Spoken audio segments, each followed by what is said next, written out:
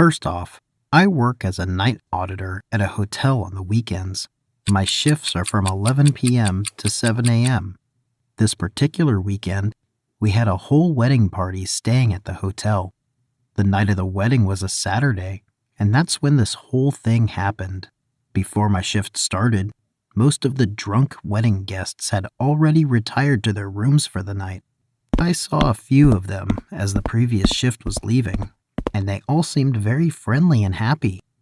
Once I was all alone for the night, I settled in behind the desk to begin my 8 long hours of work.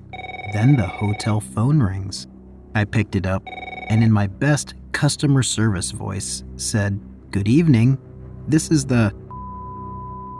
A man began speaking, but I couldn't understand him. It sounded like he was underwater, like the connection was bad. When I could decipher what he was saying, this was our conversation.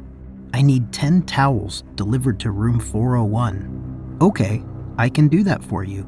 It should only take me a couple of minutes." My girlfriend isn't here, silent, because I have absolutely no idea what to say to that. "I want to have fun with you, baby." Now silently freaking the fuck out. And then he hangs up. I tried multiple times to call my manager, but she never answered. I ended up locking myself in the bathroom and calling my mom. She calmed me down, and I went back behind the desk. I was still super jittery, so when I heard the elevator start to come down, I'll admit, I hid.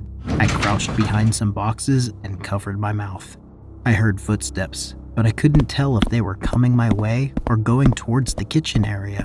I stayed back there for about 5 minutes, and when I was about to come out, I heard a man cough. I froze. I heard his footsteps going back to the elevator, and I stayed hidden until he was gone.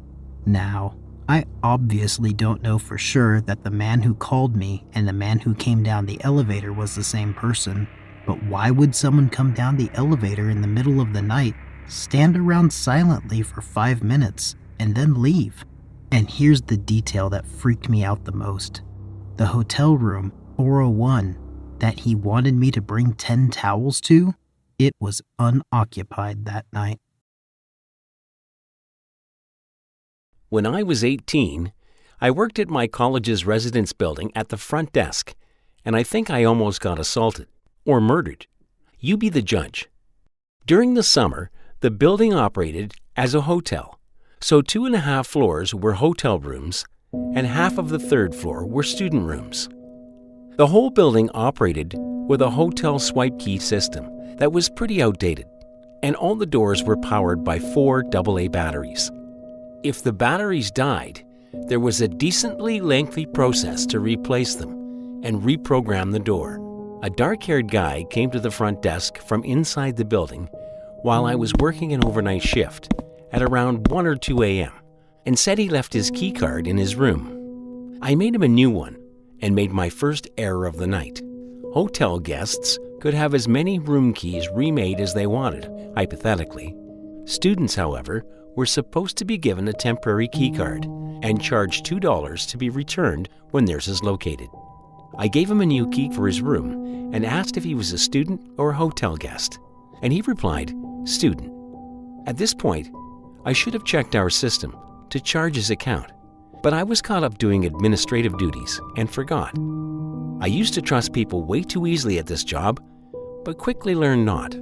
Later on in the night, maybe around 3 or 4 a.m., he came to the desk again and said he couldn't get into his room. I asked if he just forgot his key again, and he said no, the door wasn't working. I asked if the light was coming on when he swiped his card, and he said no, so I figured the batteries were dead. I told him I'd have to change the batteries, and I went up to his room with him. He asked me for my name, and I told him. He didn't tell me his. I opened the room door manually with a master key and told him I'd have to prop it open while I worked on the back panel to replace the batteries. He said, "No, it's okay. I'll close it," and closed and deadbolted the door locked. Really fucking weird. But I tried not to think about it.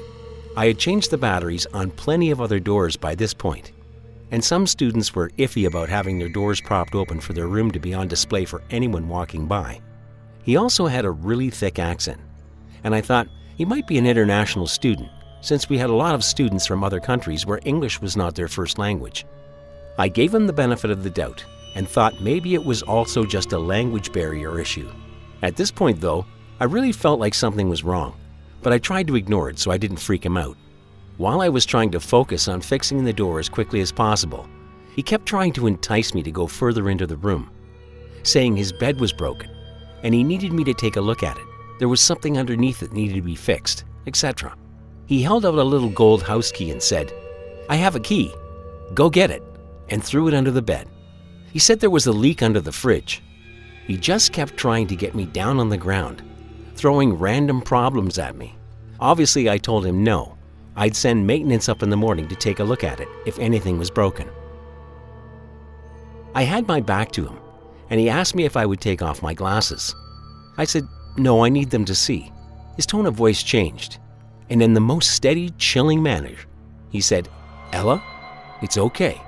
You can take them off." And from behind me, he reached around and tried to take off my glasses.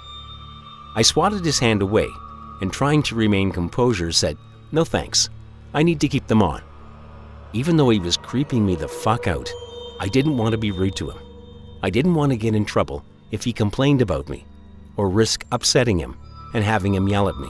I got up to grab something from the door repair kit and undid the door deadbolt and opened it up in the process. He jumped towards the door to close it again and told me to keep it closed. I told him no. I had to open it to start reprogramming it from the front. While I held the door open with my foot and grabbed something from the door repair kit, he started playing with the little wispy hairs at the top of my forehead and trying to touch my shoulder. I swatted him away again and asked him not to touch me and focused on getting the fuck out of there. He once again tried getting me to follow him into the bedroom, saying the bed was broken, and I went as far as the door frame to see if I could spot any actual problem with his bed. This is when I realized he had nothing in his room. No dishes in the kitchen, no shower curtain in the bathroom, no sheets on the bed. Nothing. This wasn't his room.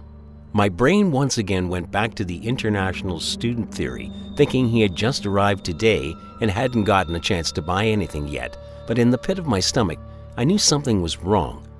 I fiddled around with the door for a few more seconds before announcing that it was fixed, and quickly gathered the door kit and left. Before I had reached the elevator, he came back out without his shoes on to follow me. He tried to get back in to get his shoes and called out, "Ella, the door isn't fixed. You need to come back." I went back and opened the door manually and told him if the door was broken, I'd have to send up maintenance to fix it in the morning. I knew he was going to follow me to the elevator again, so I closed the door behind me once he went inside and ran down the stairwell as fast as I could. When I got to the front desk, I checked the computer and saw that the room he was in was supposed to be empty. It wasn't a student room or a hotel room. I locked myself in our back office and called campus security. He came down a few minutes later and went behind the desk. I yelled at him to get on the other side and wait.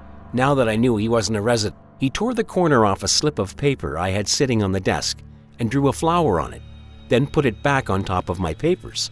When security arrived, he ran back up to the empty room and tried convincing them he lived there so he wouldn't have to leave.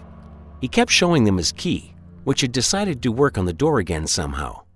They escorted him back downstairs and came to ask me if he really did live there. Obviously he fucking didn't. That's why I called you guys crying and terrified. He kept interjecting to argue that he did live there, but couldn't even recall his room number when asked. Security asked him for his student card, and he couldn't produce it, so they told him he would have to leave if he couldn't prove he lived there. While they were grabbing his information, I listened from the office and could immediately tell he was lying. The phone number he gave was just a bunch of random numbers. The name he gave was prefixed by, as if he was trying to think of a name. When they asked him for his address, he just said, "Across the street." One security guard asked if he lived in the apartments across the street, and he said yes, but couldn't tell them what the building number was. He said his apartment number was 1200, but I moved into that building a few months later, and apartment 1200 doesn't exist. When security asked what his purpose was to be sneaking into a room, he just kept up the ums and ahs and saying he didn't know. They'd ask, Were you trying to see a friend? Do you know anybody who lives here? Were you here to hurt somebody? And he kept fidgeting and saying, I don't know. No reason. I was just here. At one point, he tried to tell him he was my friend, at which point I poked my head out of the office to say that I literally had never seen him before that night. He left. We didn't call the police because he didn't actually do anything, but it was still fucking unsettling. Later on, it dawned on me how he figured out that the room was vacant. One of the housekeepers had been using it as her personal break room. A few days later, a housekeeper came to the desk and told me they found the door deadbolted open, the TV on, and a housekeeper inside watching TV. She must have forgotten to close the door when she left for the night, and when the creep let himself into the building, he found it. I never saw him again, and to this day, I have no clue what he was doing there. I haven't worked there since last winter, and overnight shifts still have me the heebie-jeebies.